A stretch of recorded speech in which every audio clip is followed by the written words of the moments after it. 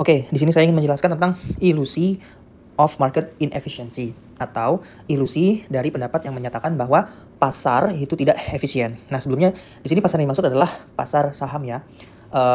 Tempat di mana jual beli saham. Nah, sebelumnya kita jelaskan dulu apa itu efficient market hypothesis dari pasar saham. Efficient market hypothesis ya menyatakan bahwa harga di pasar saham itu adalah harga yang mencerminkan semua informasi yang ada di pasar saham. Misalkan ada informasi politik, maka pasar akan bereaksi. Atau informasi dari dalam perusahaan, misalkan terjadi kenaikan untung bersih, maka harga saham akan naik. Kenapa? Karena orang ingin memegang saham tersebut. Itu adalah efficient market hypothesis. Nah, di sini ada ilusi bahwa market itu nggak efisien. Nah, ini awalnya dari mana? Ini adalah dari investor. Apa yang menyebabkan ilusi itu ada? Yaitu adanya misconception atau adanya kesalahpahaman, ya, di mana perusahaan memiliki pandangan yang salah bagaimana pasar itu harus berperilaku. Nah, di sini ada 3 asumsi yang salah, ya. Yang terkait dengan ilusi market yang inefisien. Yang pertama adalah share price movement will be relatively few in number and magnitude. Yang pertama adalah harga pasar itu harus stabil. Harga pasar itu harus stabil. Ini adalah asumsi yang pertama, ya. Jumlah transaksinya sedikit dan harga pasar harus stabil. Yang kedua adalah the rate of return will equal approximately with this share risk, ya. Risk ini tambahan. Rate of return itu akan sama dengan, lebih kurang dengan tingkat resikonya. Nanti saya akan jelaskan coba perbandingan kesalahannya di mana. Yang ketiga adalah investor will perform based on level of risk saja. Keuntungan yang didapatkan oleh investor itu akan setara dengan resiko yang diterima. Kita akan lihat kenapa asumsi ini salah. Yang pertama, share price movement will be relatively few in number and magnitude. Atau harga stabil dan tidak banyak berubah. Nah, di sini perubahan harga atau pasar yang bergerak, yang sering berubah-ubah, kita kenal di dalam pasar hipotesis ya. Hipotesis market itu ada yang namanya random walk kan, random walk ini adalah kondisi di mana harga pasar itu tidak ikut dengan periode sebelumnya atau harga pasar itu acak, tidak ditentukan oleh harga pasar saham sebelumnya. Nah, ini kegiatan di mana harga pasar itu sering berubah ya, itu malah menunjukkan pasar itu efisien. Ya, pasar itu efisien. Nah, di sini pasar merupakan barometer ya terhadap kondisi politik dan ekonomi. Sedikit saja ekonomi dan politik itu berubah, maka pasar akan merespon kayak gitu. Jadi asumsi yang pertama ini salah. Kenapa? Karena perilaku perubahan harga di dalam pasar itu justru menunjukkan pasar itu efisien. Lebih sering berubah, maka lebih sering efisien. Lebih efisien. Gitu. Lebih banyak transaksi malah itu menunjukkan efisien. Jadi tidak seharusnya pasar itu harganya stabil, nggak selalu stabil, ya, tidak berubah gitu ya. Itu yang pertama. Yang kedua, asumsi yang kedua ini salah. Kenapa? Karena rate of return itu tidak selalu sama dengan resiko. Dalam hal ini, karena harga saham merefleksikan semua informasi tersedia yang tidak hanya resiko begitu ya, dan expected return dalam sebuah saham tertentu itu adalah weighted average expected from range possibilities. Dia adalah rata-rata tertimbang dari kemungkinan seperti itu. Ya. Nah, tapi secara aktual bisa jadi ya kemungkinan itu hasilnya keluarnya lebih tinggi atau sama dengan atau lebih rendah. Nah, karena yang kejadian aktual ini bisa lebih tinggi sama dengan atau lebih rendah, maka actual return ini juga bisa lebih tinggi, bisa sama dengan atau lebih rendah. Oke. Nah, dan hal ini itu tidak menunjukkan and this is not inconsistent with market efficiency, gitu ya. Dan hal ini tidak bertentangan dengan efficient market efficiency hipotesis.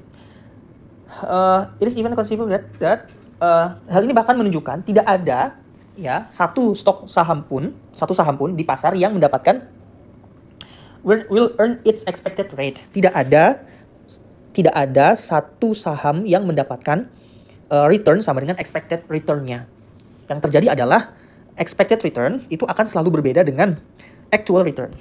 Ya, ini expected return akan selalu berbeda dengan tidak sama dengan actual. Kenapa? Karena tadi bisa jadi actualnya itu lebih besar, lebih tinggi atau lebih rendah dari expected-nya. Karena itu expected return ini hanya berdasarkan kemungkinan yang ada gitu ya, range of possibilities seperti itu.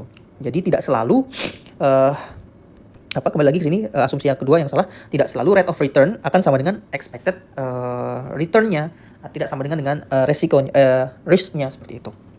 Yang berikutnya adalah investor will perform based on level of risk. Yang ketiga, ini juga salah ya.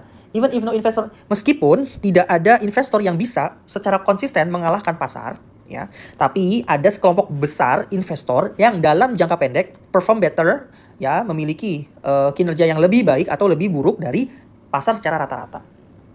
Hal ini, ya, karena apa? Karena katakan jika ada shares, jika ada stok yang berkinerja secara berbeda daripada pasar kebanyakan, as a result of chance events, karena ada beberapa kejadian begitu ya, yang menyebabkan, contoh misalkan harga saham tersebut ya meningkat, padahal secara rata-rata pasar itu menurun, maka itu sebenarnya adalah gara-gara chance of event saja, ya. Then investor hold shares that not representative market as a whole.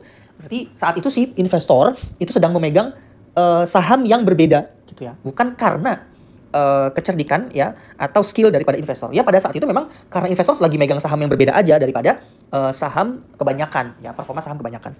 Oke. At least dalam jangka pendek seperti itu. Sehingga ini menunjukkan efficiency market hypothesis menunjukkan bahwa different performance of investor ya ini bukan sebagai akibat skill daripada investor itu sendiri, bukan karena lebih hebat, bukan karena analisisnya lebih teknisnya lebih bagus dan seterusnya. Ini karena pada saat itu si investor memegang saham yang sedang berbeda saja dengan saham mayoritas atau saham kebanyakan. Kayak gitu. Jadi ketiga asumsi ini salah ya, karena yang menyatakan market itu tidak efisien seperti itu.